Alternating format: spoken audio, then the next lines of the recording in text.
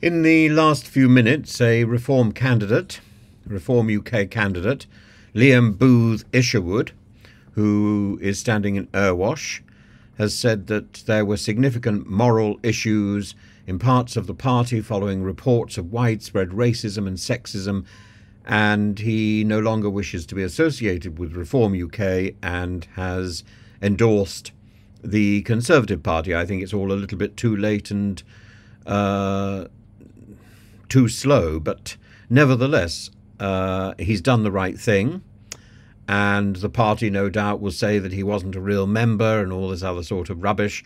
But Farage is going to have great difficulty cleaning up this mess, and it's not enough just simply to tokenise a person who is funding the party in Birmingham and say, we are clearly not racist because we've got somebody who is Asian who is helping to back the party. The point is, the party is run by people who don't do proper checks, who don't stop the racism and the xenophobia and the sexism, and who find it funny until they're caught out. And Farage has got a history of this in the past. He says, well, it's just a joke, or I didn't hear it. We'll have a look at it and we'll talk to him. And it's always a he. And this is a party that attracts a certain sort of bigot, and I'm afraid it shouldn't attract a certain sort of voter. I think there's more that can be done with people's votes than giving them to Nigel Farage. I think I think we need a debate in this country. We need more parties. If Reform is going to be one of those parties, that's fine. Reform simply needs to be reformed. But we need more parties in the centre. We need more parties in the left. And the way forward is a diversity of parties and proportional representation in some form. And the two monster parties have clearly generated this child of filth, this Grendel spawn. And Tufton Street needs to be closed and probably merged with whatever remains of Reform. Maybe they can get one seat.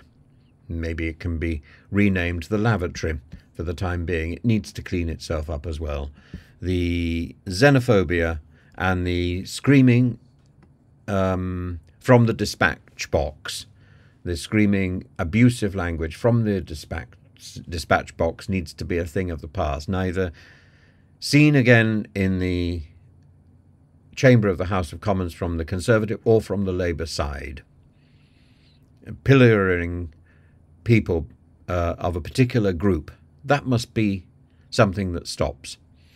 And the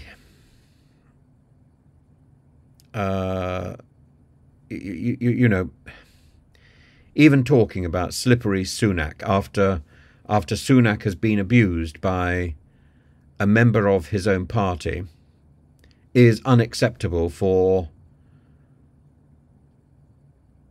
Nigel Farage.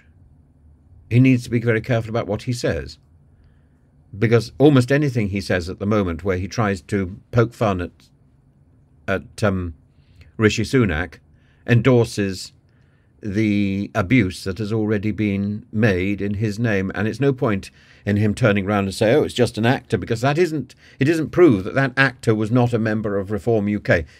Show us that he's not signed up to Reform UK. Then maybe we can start to believe something. But the problem is that Farage has already lied. He's already put out two completely different contradictory stories. And either he doesn't know what he's doing, he doesn't know what he's saying, or he's a liar. There are only three possibilities.